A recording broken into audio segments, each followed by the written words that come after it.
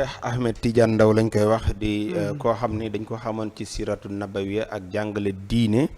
Assane gannaaw bi nag daal ci ay weer yu néew la ñu gis daal Cheikh mel ni ko solaat meneen mbubb xëy na mën naa am noonu yi ma ko waxee mën naa amit ma juum waaye daal ca noonu moo ko dugal ci wax ay kàddu ba mu jural ko ñu denc ko ñetti weer ba mu génnee nag nee na rëccu ci te mbir yi bu amaatee na mu amee woon mu waxee waat ko na mu ko waxee woon. waa am na solo Cheikh borom xam-xam la di waxtaan nekk ci penc mi di wax ci penc mi mais nag fi mu xaw a wuuteeg ñenn ñi rek ñenn ñi bu ñu demee ci kaso ba ñëw dañuy sant yàlla ci dem gi ñu dem ci kaso. dañuy sant yàlla ci nattu bi. ba pare gërëm ci yàlla bu baax a baax a baax ba pare jéggulu sa famille jéggulu Sénégal yépp waaye nag boo taxawee am na discours boo xam ne boo ko dóoraatee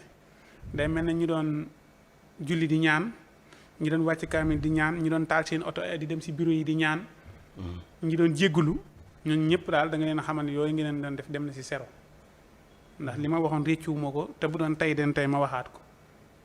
waaw kooku nag li nga waroon def rek ni maa ngi jéggulu ci njuumte yi de même bu la leeree ne yow juumoo sax bu Sénégal yi jàpp ne da ngaa juum da ngaa war a jéggulu ndax it jàng na alxuraan xam na kon waroon naa mën a jéggulu Sénégal yi jéggulu njiitum réew mi jéggulu suñu takk der yi sant yàlla ci yàlla natt boobu ma ko tegoon mais tey ji am na discours boo xam ne boo defaatee njuumte si lu mu toll lu mu tuuti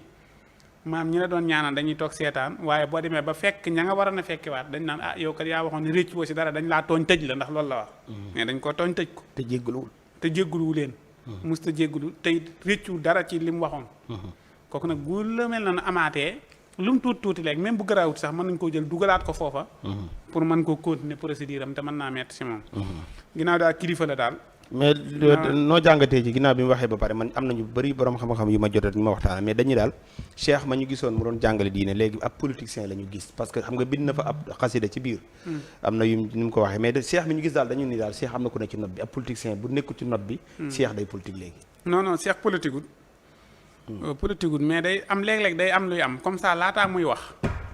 mënoon naa am fu mu far mën naa ñëw ni man de kii laa àndal kooku mu àndal nag bu ko taxee wax dara ba dugg ca bu génnee nag après mën naa jéem a indi affaire renk ñi wala jàmmaarloo samp ko pour war a jàmmaarloo ñii te boobaat moom moo siy perte ndax dafa am ñoo xam ne moom la ñuy diglu si diine am na ñoo xam ne moom la ñuy yaakaar am na ñoo xam ne moom la ñuy topp ñooñu nag bu ñëwee day jël wàllum politique mu teg ko ne continuer li mu nekkoon nekk ko du tee fu mu war a àgg dana fa àgg mais daal na bàyyi politique bi amulu ko benn njariñ fi mu egsi fi yëpp egsi na fi te politique wu wala bu doon politique yi na mu ko doon defee baaxoon na continuer na mu ko doon defee rek d'accord jërëjëf Alaaji